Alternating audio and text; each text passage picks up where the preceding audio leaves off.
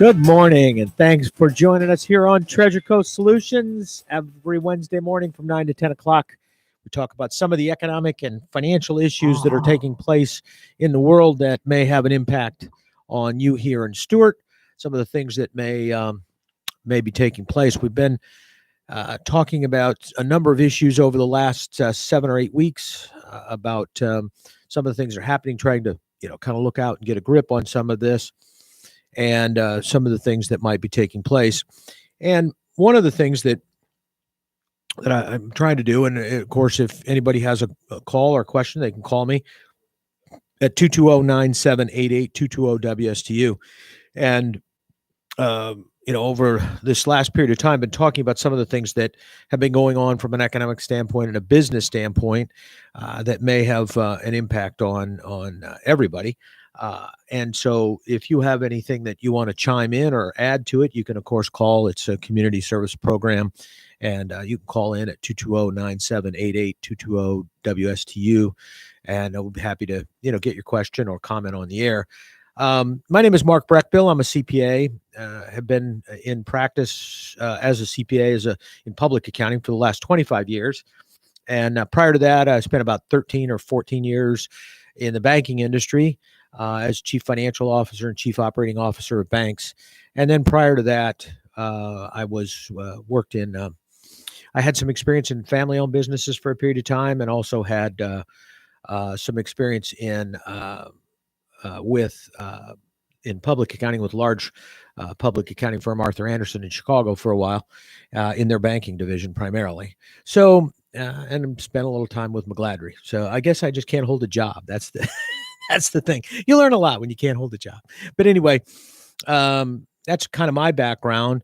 And that's, it's kind of nice to be able to see some of these things from those perspectives. I've been lucky in my life to experience and be able to work in a number of different situations. Like I say, I worked for a family-owned group of businesses for a while. Not my family, but I wish. But anyway, I worked in that for a while. And so that gives you an idea of what helped me understand a little bit about how small business works and how people, in family-owned businesses work and the dynamics of that. And of course, I was involved in the banking industry, and I was chief financial officer of a $600 million bank, a little over $500 million at the time, 600, and we acquired a couple other banks. So we, quickly became about $1 billion. And I was chief financial officer there for a while, and had that kind of experience of a large financial responsibility at a bank. And then started banks for a while and was chief operating officer at one point of a bank. So I got to see a little broad aspect of that. And, it helps give you a perspective on how sometimes people in those industries think, whether it's small business, whether it's the banking industry, or whether it's, accountants and taxes and, that kind of stuff, auditors and all of those. And so, it's kind of come in handy recently, because a lot of the stuff we're talking about with these PPP loans and all of that kind of thing is all, geared towards trying to get to small business. And, it's kind of funny because I think that a lot of the banks, a lot of government doesn't really understand or see who small business is. And it's kind of funny because they just don't get it. They just don't. And it's such a big economic engine. The small business is a huge, I think it's hilarious that every day you turn on, somebody like, Fox or whatever, and MSNBC or whoever you're turning on for the stock market stuff, and they're flashing across the stock market numbers right and left, like everybody in the world cares. And, frankly, unless you're retired with that individual stock in your portfolio or whatever, you don't really care. It definitely has no relationship to small business. It has no relationship to the success of the economy or the failure of the economy. The publicly traded companies, which, let's face it, most of them are largely monopolies. Or at a minimum oligopolies. They have some niche in their industry that's allowed them to get that big and be successful enough that people want to put money in their company through a public exchange. So it's kind of ironic that it really has no representation or no reflection or relationship to what is actually creating jobs. And when you look at what's going on in the economy and the recovery of the economy, you have to look at where are jobs being created. And the fact is that jobs are always created and lost at the sole proprietor or small business level. And when I'm talking small business, banks talk small business and they mean you have sales under 3 million or something. um, you're a small business. uh, the SBA defines small business as a business that has net let's see, it has net profit of $5 million a year or less for the last 2 years, or $15 million in net worth. That's a one heck of a large small business. Those are, for me, those are large businesses, and for most people, that's a large business. It's just not publicly traded, potentially, but it's a large business. And look at how much of this PPP money ended up going to publicly traded companies. Ultimately, after everybody found out about it, it ended up being like 0.35%. But why was any money going to them? Why did any public company? They're not creating the jobs, and they have the capital to, it's everybody else is supporting them through the stock market. They don't need that money, and they weren't saving jobs. They could care less. It didn't make a big difference for them. It's not. It was just a blip on the radar screen for them. But small business, that's a whole different story. And here's what's ridiculous about what's going on right now is, if government fully understood small business, then they would have reacted to this differently. But first of all, small business was second. Sole proprietors and individual self-employed people were second to get the money from PPP. Everybody else got to go first on April 3rd. The small businesses didn't go till April 10th. Frankly, until sometime in May, they didn't even define how a small business, a sole proprietor or a self-employed person, was even eligible to get money. And even now, the way they've structured it, it's worked out that if you are self-employed or a small partnership, self-employed partnership, you can't even get money you can't get money to do to replace your salary. You could get money to replace your salary from last year, but they won't let you pay what you need this year. And why is that? Well, because they're idiots, and they don't understand that. First of all, most small business owners don't always take a salary because there's not always money to pay us. Even on a sole proprietor basis, we're trying to take home the money to pay the taxes and get by. So, we don't have sometimes the deductions that the PPP loan has. Right now, the way it works for small business and self-employed, they're the only group that going in can't get 100% forgiven. They and once you wipe away the bluster and get to the base, they will tell you that. And if you listen to some people that are reporting on this, they will tell you that small business, a sole proprietor or a partnership, is the only entity that cannot get 100% forgiven. They cannot, no matter what they do, they cannot get 100% forgiven.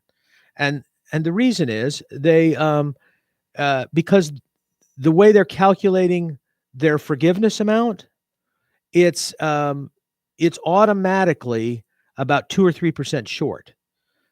Because of the way they did it, it automatically rounded them down by about 2%. So they only get 73% and 75 instead of 75%. So since they don't get 75%, they don't get 100% forgiven. They're 3%, 2% short. And, and it may be a small amount of money, $200-$300, whatever, depending upon, because these are small businesses. But that's still, why is it that business should come last? And here's the other thing. A lot of these people are sole proprietors that are out there as independent contractors. In effect, what they get is what they live off of. It's their wage. Well, the businesses that have been paying them can't pay them anymore. So they're the people that are using the money that they were getting there. They're out buying the groceries. They're out spending the money. They're doing all of the things. Most of them have got kids and families and all of the things that drives the economy. I think finally we finally found out that schools are the actual drivers of the economy. And where we are today in today's world, and this isn't where I was when I was a kid or where anybody else was, 70 years ago or 60 years ago, but what has this told us? We can't function as a society unless we have teachers watching after our kids. We can't do online. You can't have a 6-year-old sitting there online by themselves. The parent has to be there. Some parent has to be there. Not, and here's the cruel fact of what's going on is that the higher income jobs lend themselves to working at home. If I have a bunch of CPAs that are working for me, and I do, they can easily work at home. They require very little supervision. They're able to handle the technology, and the work is almost all online. So, it's all work that can be transferred, files that can be transferred to them, and they can work all online. But and so from that standpoint, they can make that work. They can work in that environment. But those jobs are the jobs, of course, you'd like to generate because they're higher paid jobs, but that's not what is generated in most economies. Let's take even in the CPA world. What happens in the CPA world? Where are those jobs? Are they jobs where I go out and hire somebody, or one of the other CPA firms goes out and hires somebody? Yeah, maybe out of college. Maybe that's where the kids are going after they come out of college and they don't have any experience and they're going for training. But what usually happens? What happens in the real world when 2 or 3 jobs are created in the accounting in the CPA industry? Well, usually somebody leaves one of those big firms. One of those big firms merges, or something happens, and a couple people leave and they go start their own firm, right? Now they went from this big, larger support system to a 2-person, 1-person shop, and they start from scratch and they pay their own utilities and they pay their own rent and interest on their debt, and they pay all of their own independent contractors or employees, and they pay their staff, and they have all of those costs.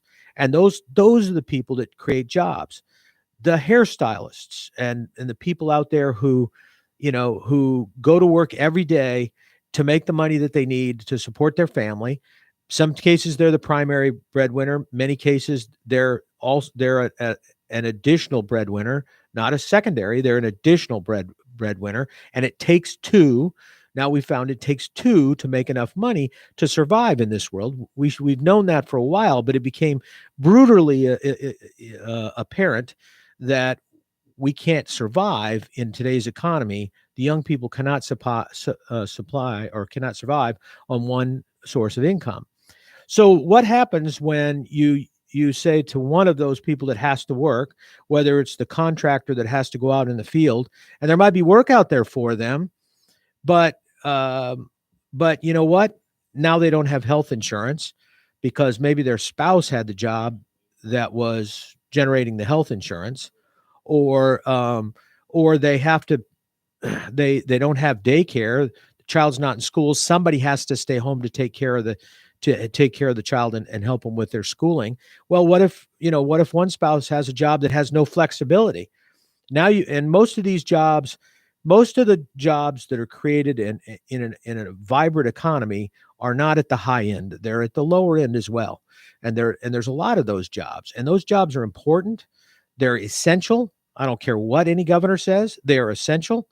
And they are jobs that you can't do without either one of them.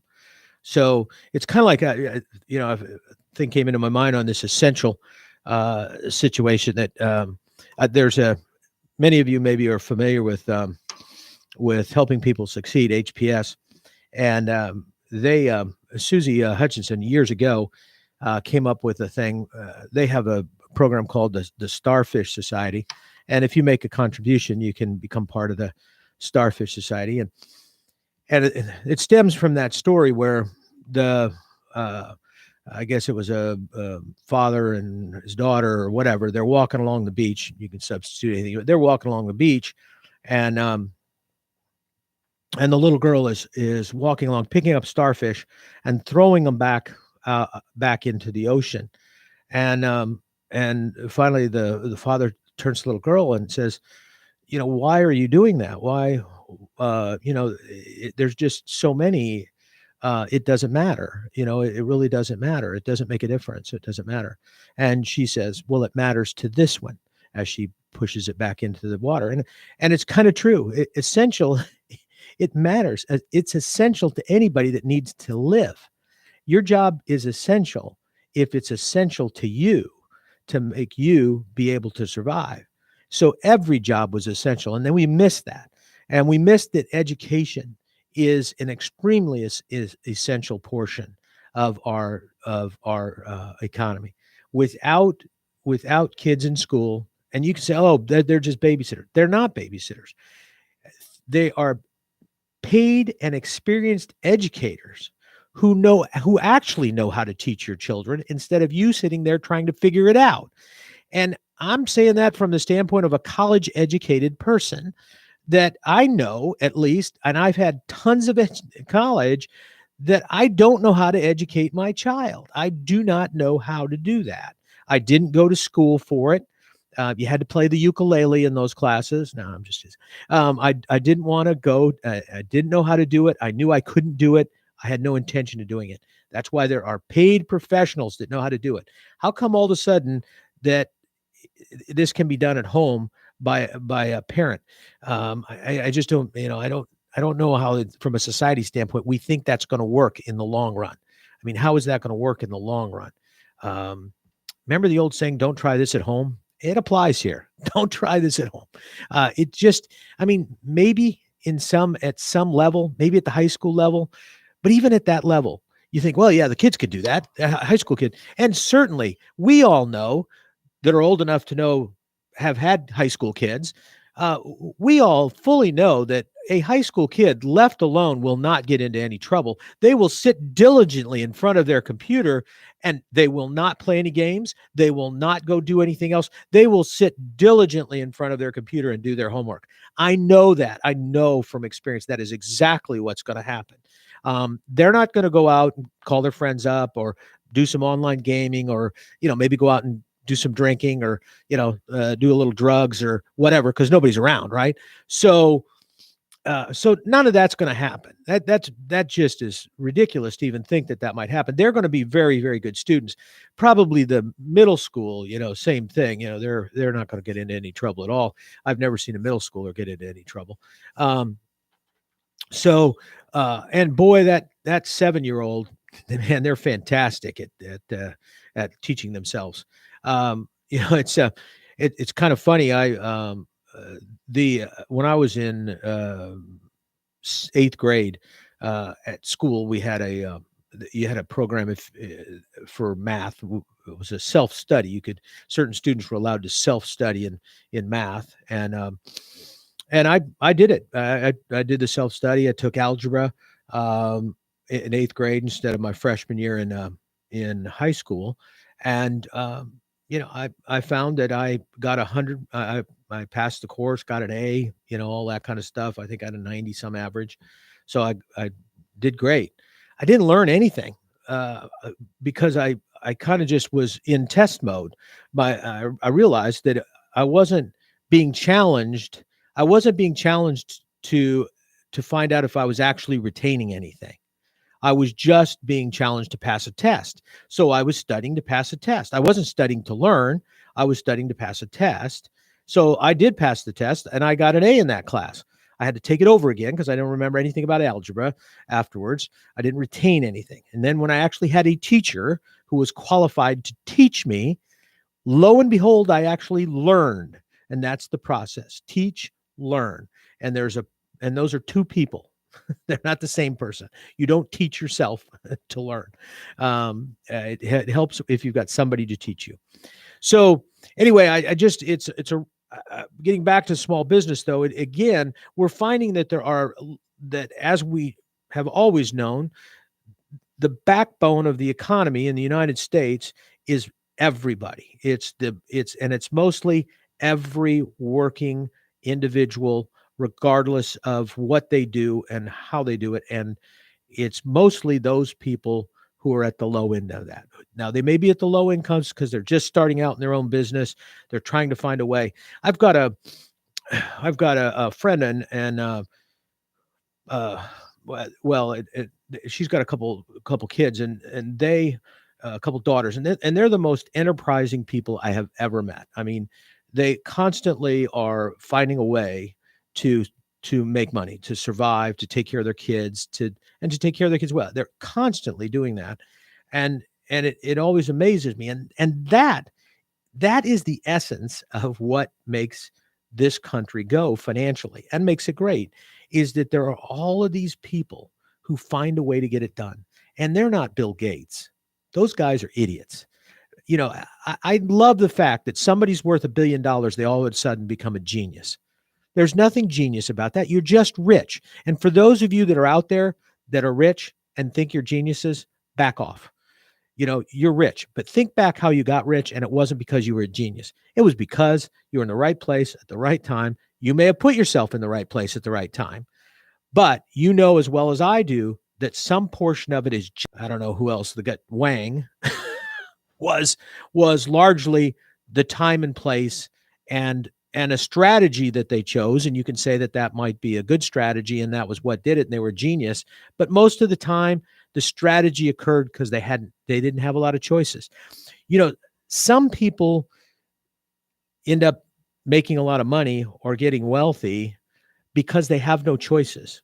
If they're given choices, they might screw it up. So I've the other thing is, a lot of people that are wealthy failed at one point in their life, or maybe more.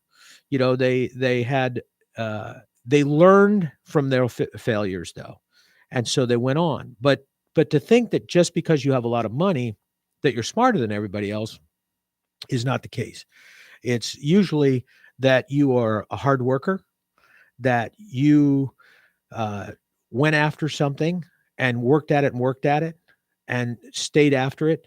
It was more perspiration than inspiration in some cases, but largely it was a case of just working really, really hard and making it happen. And that's what we have in the economy to a large degree, is a lot of people who work very, very hard. They don't make a lot of money, and I think someday they hope that they'll at least be able to have a little easier life for their family.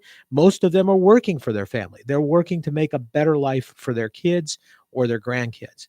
And that's really what we've been about, because here that can happen. In other countries, that doesn't happen. In other countries, you don't own assets, you don't have wealth, you don't have the ability to transfer that wealth to somebody else. I think it's kind of funny sometimes when the government steps in trying to manipulate the economy and make it more fair. I love that term, make it more fair. When they try to work and manipulate an economy and make it more fair, and they don't fully understand why people work. They think it all is about money, and it's not. And they think it's all about money for them, and it's not. One of the things that's happened in this world in the last, really in the last 5 years, 4 years, is we've eliminated, for most people, we've eliminated the death tax. We've eliminated estate taxes. We haven't, but the threshold is so high. It's, up 20 some $1 million, that we've taken it out of play.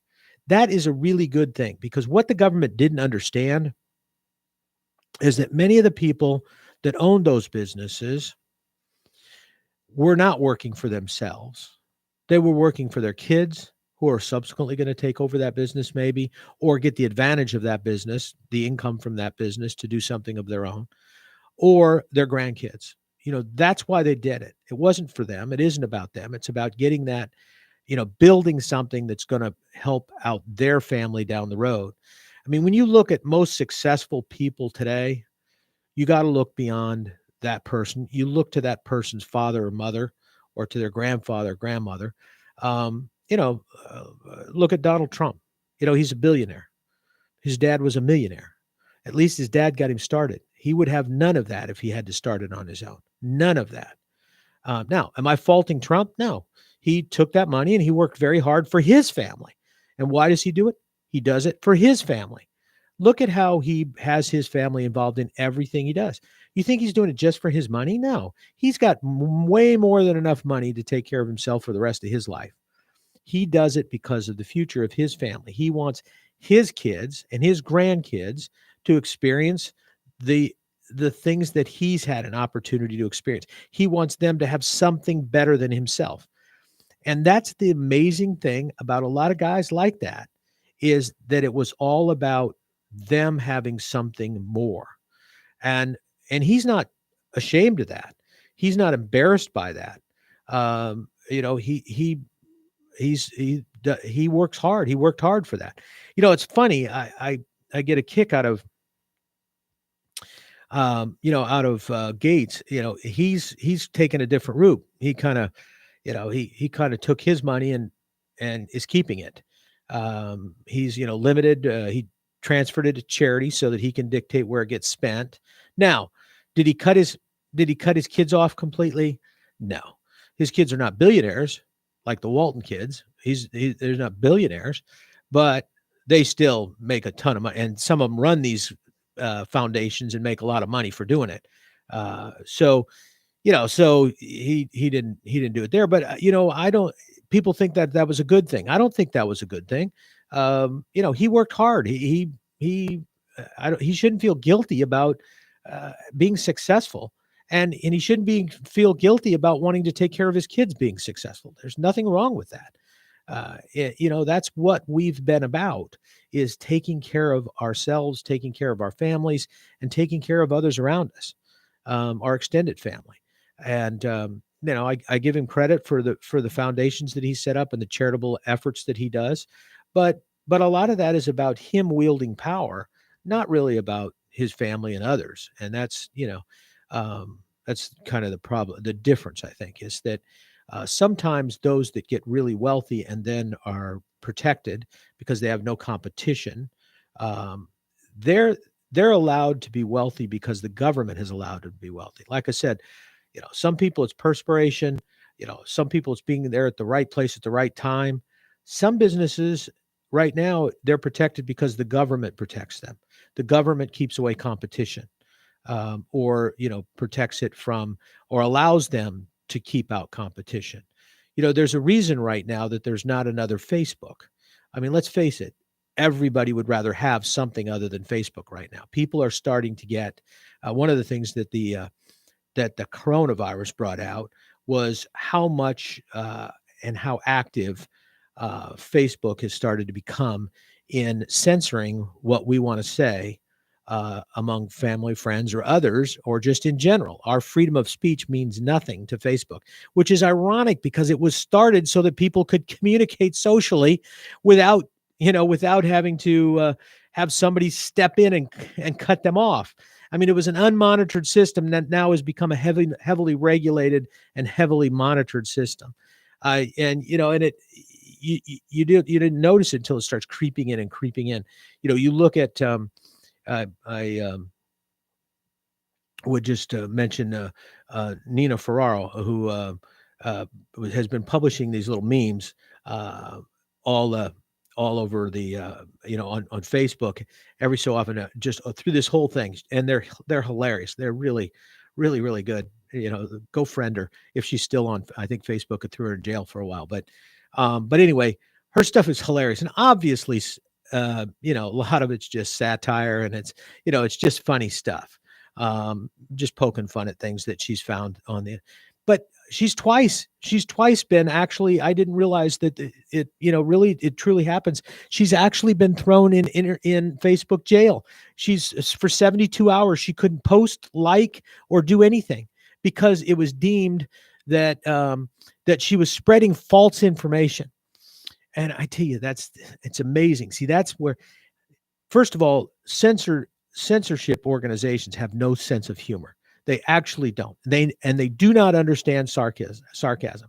It is, and that's why it's it's horrible to have anything that's censored like that, because in most cases it's a problem. But I mean, her stuff was just things that were posted that were funny, like I don't know. I can't remember all of them now, but the one was poking fun at some of the stuff about going outside and getting fresh air, and I don't know, alcohol or something else. And she was, it was a comment about saying that, well, you shouldn't, if I'm outside with no clothes on running around drunk, I'm just trying to prevent the coronavirus or something. And they took her down for that, because that was incorrect information about how you can combat the virus or something. So come on. I mean, that was obviously just poking fun. But those are the kind of things that have happened as government is protecting some of these larger companies. I understood that I didn't catch all of it, but there's somewhat of a potential Twitter battle, and I've coming up with the president, and with Twitter. So it's going to be, it's interesting when you look at it today, and you look at where we are as a democracy.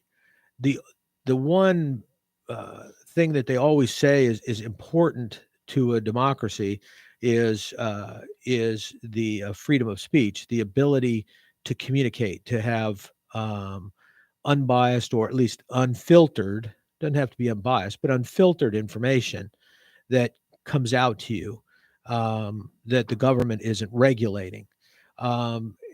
It's if you look at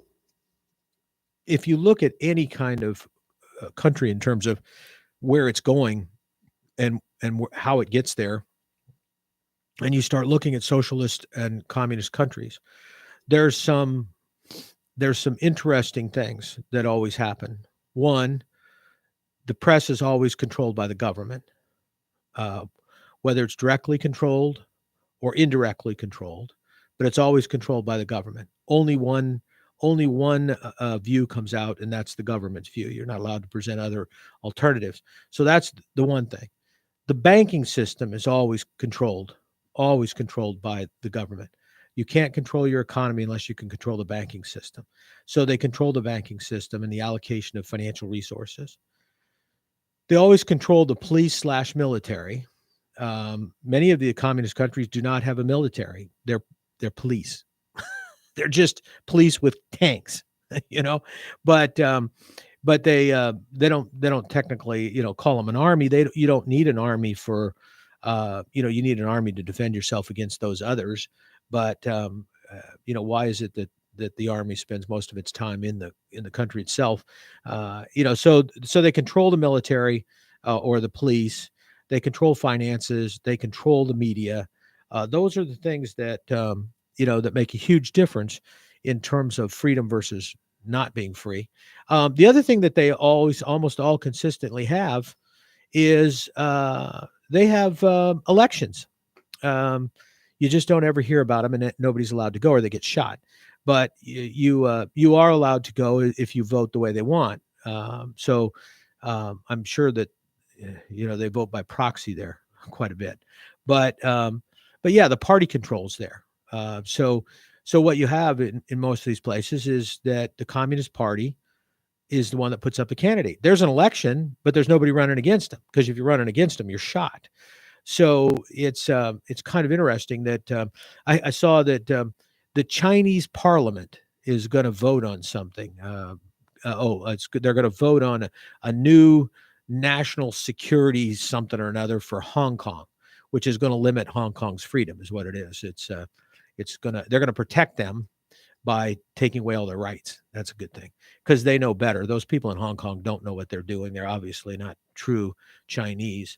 So anyway, they're gonna stop that. Which, they had to do it officially. The Chinese Parliament is the one that's going to act. I didn't know there was a Chinese Parliament. What the heck? I mean, what are they there for? I've never heard anybody being elected to Parliament over there.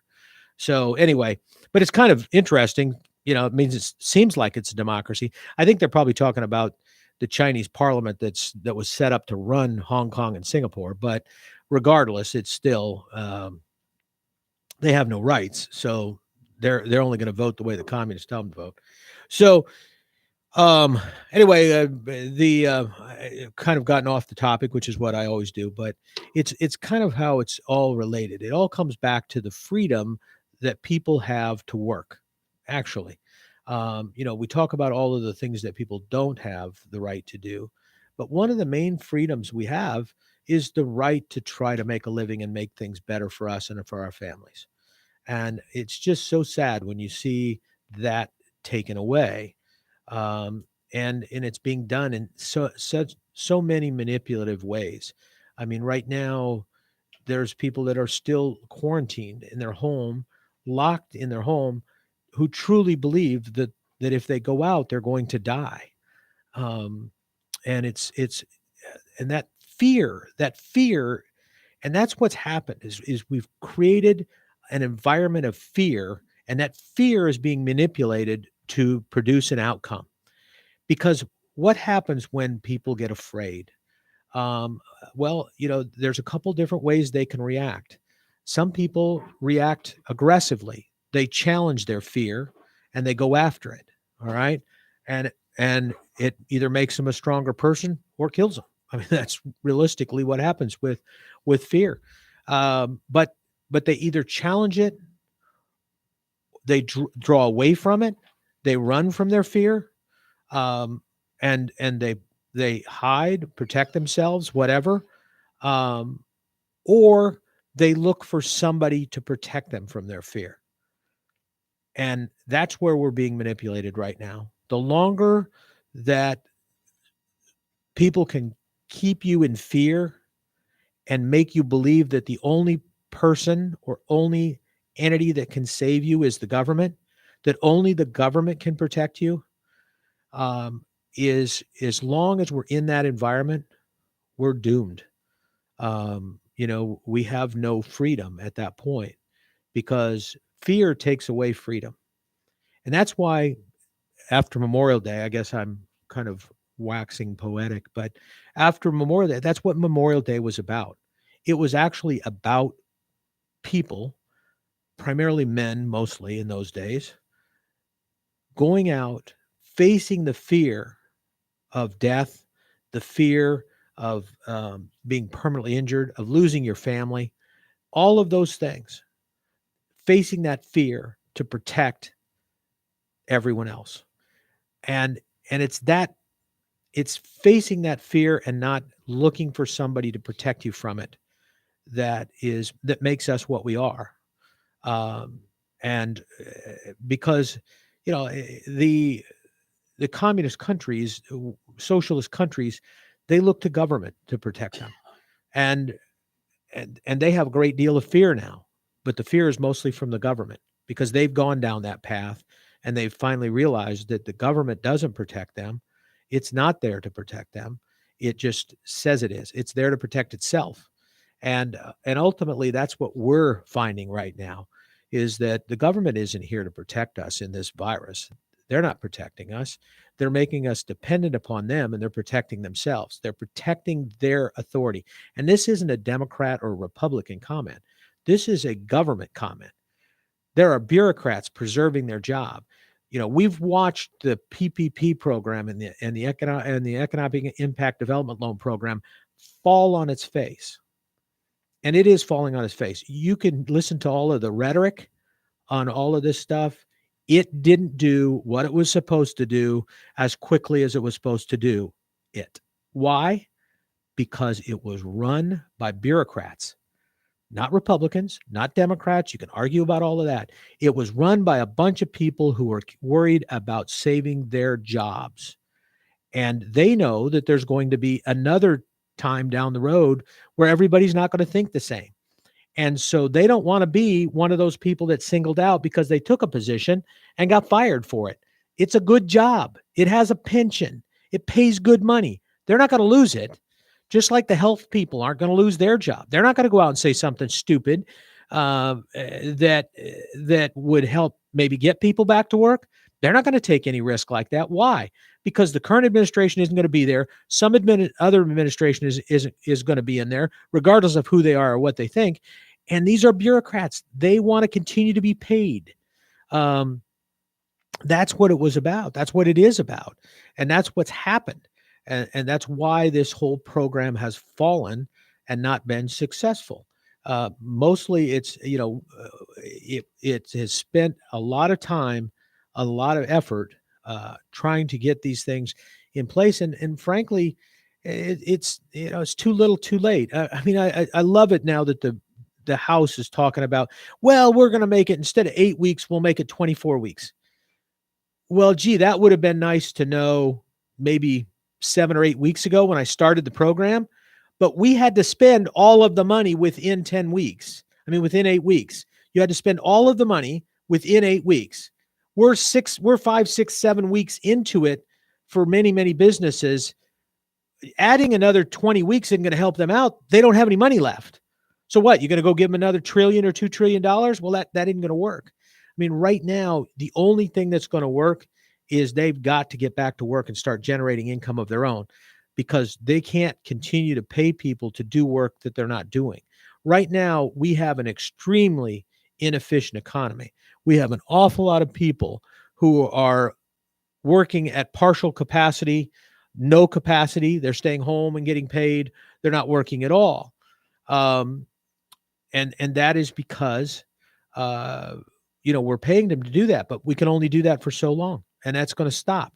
Business can't do it. They can't pay. And to think that this is not costing these businesses anything, it is costing the businesses. The businesses are stepping up, and yes, they're getting this loan forgiven, but they're not getting the payroll taxes forgiven on that loan.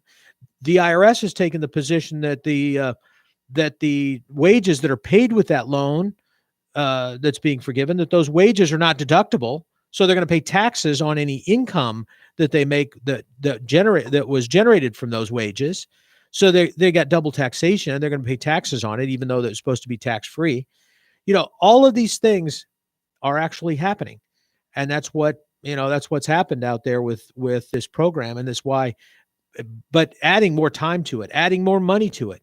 Let's face it, the SBA program itself, the EIDL program, there's still plenty of money there. It doesn't use any money. It makes money. That program makes money. There's still billions of dollars out there.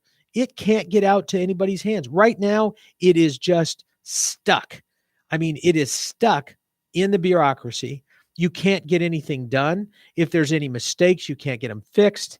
I had one. I've had 2 clients that made a mistake on their email address. They can't figure out how to get through to get the email address changed. So that the SBA can't contact them because they got a bad email address, even though they had other information. They've got cell phone numbers. They've got phone numbers. Is the SBA got time to call people? No, they just shove that aside and move on until I guess, they figure out they have enough time. But, what the bureaucrats are doing right now is just pushing this until June 30th. Once June 30th rolls around, they're going to say the program's over. Sorry, we didn't get you funded. Sorry about that. But keep in mind, this EIDL program, the Economic Impact Development Loan, the SBA program, not the bank program, the SBA program, that costs the government nothing. They actually make money on that. First of all, they're all loans. It's a loan. Yes, a portion of it was an advance, which now gets deducted from your forgiveness on your PPP loan if you have a PPP loan. So you get less forgiveness. So part of your PPP loan becomes a loan, which is really not fair, because now I've got to pay the loan back in 2 years, whereas before I could pay it back in 30. So, they really that was a shell game. That was a bait and switch, government style. But here, take this free money. But by the way, I'm going to make you pay it back. And before I was going to make you pay it back over 30 years. Now I'm going to make you pay it back over 2. So yeah, that's the typical bait and switch. But anyway, the problem with the EIDL is it was the advantage of it's a 30-year fixed rate loan. So let's think about this a minute. Interest rates right now, U.S. government interest rates are at 0. Best case. They may be negative. In other words, you have to pay the government to take your money. And you say, well, why would I pay the government to take my money? Well, because with any kind of financial transaction, there are holding costs, storage, electronic funds, all of that, which if the government isn't going to pay for that, normally that's included in the interest rate. Well, if there is no interest rate, if the government has to pay zero to borrow because so many people want their money, then they don't. Then they're not going to pay the carrying costs for that. And so that's where you get negative interest rates. That's the negative. That's the cost of carrying a security for a period of time when it doesn't. It has costs associated with, but no income associated with it. So if I make under this, if I'm the SBA, which is a government agency, right? So that's the SBA. It's part of the government. It's not an independent agency like Fannie Mae and Freddie Mac was. It is actually part of the government. So if I'm the SBA and I make a 30-year, 3.75% loan, guaranteed by the U.S. government because I'm making it. It's the government making it. I make that loan, right? 30-year fixed 3.75. What do you think that's going to be worth if I sell it? Let's face it. If I've got a mortgage loan at 3.5% and I sell that out and that's only secured by a house and maybe the credit of the borrower, and then I've got a government loan that's secured by the government itself 100%, that's more valuable. Well, if it's got a 3.75% interest rate, I can sell that loan and make a profit on it right now, today. I can sell that out to somebody and make money on it. And that's what's going to happen. That's what happens with those SBA loans. They get packaged up. They become part of a securities portfolio. They get sold into somebody's retirement account, and they become part of that process. And then that generates income.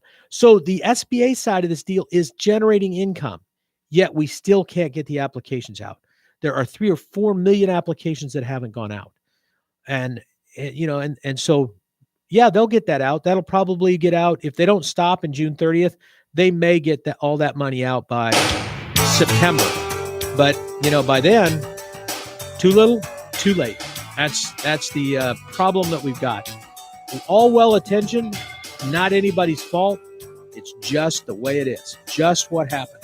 So you got to look out there and start dealing with that, because you got to realize no matter what the government does at this point, it isn't the government that's going to solve this problem. It's the average person getting out there, the hairstylist, the person that works at the restaurant, the cook, the dishwasher, the landscaper, all of those people that are out there doing their job every single day to make sure we all can survive. And the teacher, of course, is right up there on the number one. Anyway, I appreciate you listening this morning. Hopefully you join me again next Wednesday when I ramble on again for another hour right here on WSTU, Digital 1450, whatever that means. We are your heritage station.